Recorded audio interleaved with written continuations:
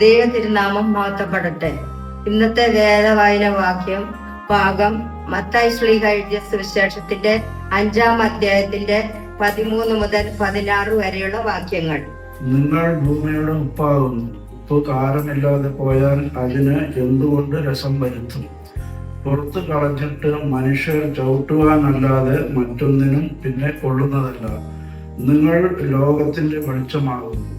മലമേലിരിക്കുന്ന പട്ടണം മറഞ്ഞിരിപ്പാൻ പാടില്ല. വിളക്ക് കത്തിച്ച് പറയുകയിലല്ല, തണ്ടിന്മേലത്രേ വെക്കുന്നത്. അപ്പോൾ അത് വീട്ടിലുള്ള എല്ലാവർക്കും പ്രകാശിക്കുന്നു.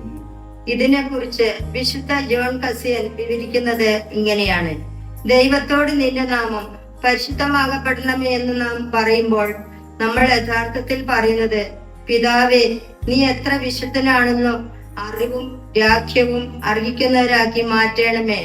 അല്ലെങ്കിൽ കുറഞ്ഞത് ഞങ്ങളുടെ ആത്മീയ ജീവിതത്തിൽ നിന്റെ വിശുദ്ധി പ്രകാശിക്കട്ടെ എന്നാണ്. മനുഷ്യർ നമ്മുടെ സത്പ്രവർത്തികൾ കണ്ടിട്ട് സ്വർഗസ്ഥനായ നമ്മളുടെ പിതാവ് മഹത്വപ്പെടുത്തേണ്ടപ്പോൾ അത് സംഭവിക്കുന്നത് എന്നാണ്.